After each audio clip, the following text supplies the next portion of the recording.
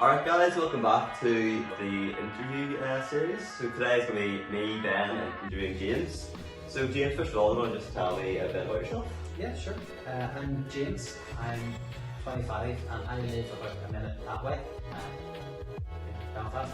In Orby? Orby Groves, Groves? yes. And I work in a pharmaceutical company, so I need to make drugs for a living essentially. Good drugs. Good ones. Good drugs. So I've got a couple of questions for James for you here. So first of all, any superpower in the world, James, what would you have and why? Any superhero. Any superpower. Yeah. Or superhero. Or superhero power. Or superpower. I would probably fly.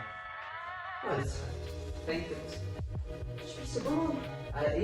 Yeah, but Superman's kind of boring. Yeah, do boring. Fly. And where would you fly to? Maybe quicker than driving. Yeah, fair enough. Avoid traffic. I read it. That's good. Secondly, and this is one of my favourite questions, if you had the opportunity to be the first person on Mars, would you accept it? So, say tomorrow someone comes up to you and say, Elon Musk comes up and says, you're going to Mars, would you say yes? See, that's what I was thinking. If it was Elon Musk, Mm-hmm. no, because I've seen all his takeoffs and they have not gone well. But if I knew it was going to be safe, You're getting to Mars and you're safe on I'm Mars. going to be safe on Mars. Mm-hmm. I still think no. Because there's more people on Earth. You know, it's more interesting on Earth. Oh, you'd have a squad of maybe 4 people though. You wouldn't be lonely. And you'd get along with them. No? After like, it's like a million. I know. Fair enough. Yeah. Okay, final 7 question. billion against 4. I mean, yeah. True. That's fine. Final question. Would you rather one, Okay. eat poo flavoured chocolate or chocolate flavoured poo? I have thought about this before. I think there genuinely is a right answer to this, Oh, what is it? and it's poo flavoured chocolate. Yeah, I think Because- that's the wise one. At least you're still eating Yeah. chocolate. Yeah. You know, even if it does Even if it tastes awful. like poo. I know. You know, Oh, really? like poo flavored chocolate flavored poo. Just no. No, yeah. I think I'm with you on that one, James. Yeah. Right, and now for a couple of wee more serious questions. So first of all, when and how did you become a Christian? Cool.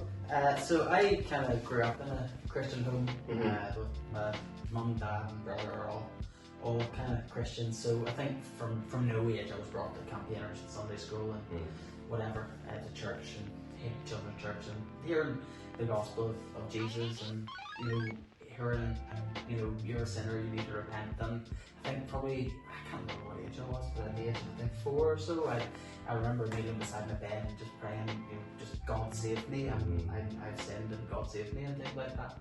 And obviously over the years, God's kept me, but I'm not sure if you had this experience too, Ben, that you think you feel like you've been badly behaved, so you think maybe it didn't work the first time. Yeah. And Again, again yeah. and again. And obviously that's not Not how it works. That's not how it works. If God has truly saved you, you're always saved. So that's kind of what I think about 4 or 5 at that time. And Very good. that's when I really Started young. Started young, yes, and kept going. And I always kind of thought I had a bit of a boring testimony, but I was listening to a guy talking about this, and he said nobody has a boring testimony because you were dead and God made you alive. So that's Ephesians 2, 1 to 10, they're my favourite verses. So give them a read. Very good.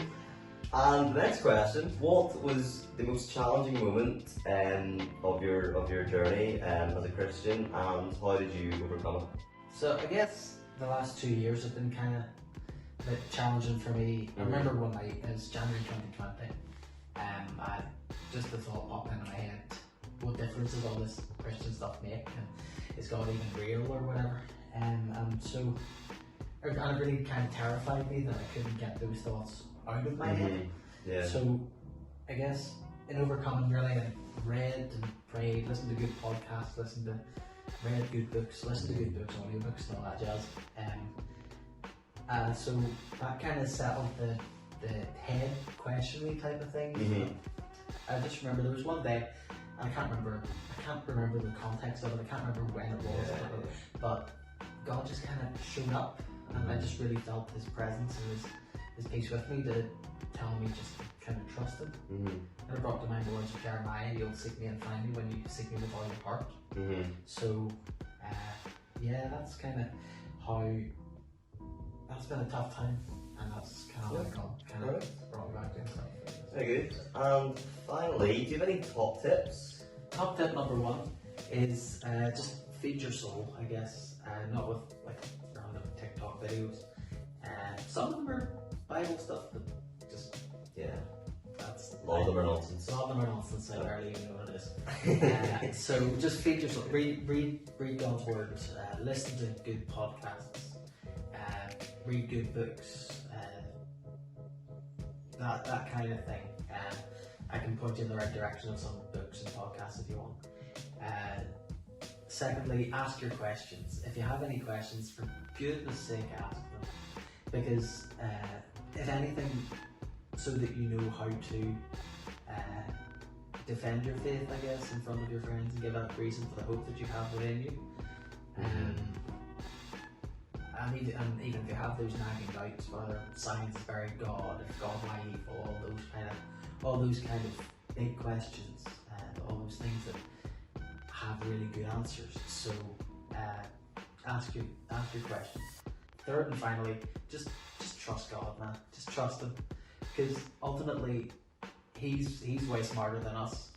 So if He knows the end from the beginning, as He says in His Word, and He promises that He is good and that His ways are good, we can trust Him to know what is best for us.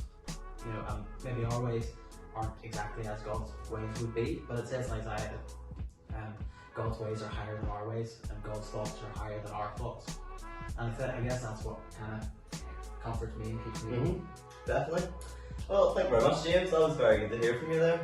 And important we notice we need to give you any more questions you have, send them on into us, and any burning questions you have at all about faith, about God, or where my hairline's gone. or that, send them on in and we'll answer them. So yeah, that's very good. Thanks for listening, guys, and see you. Take care.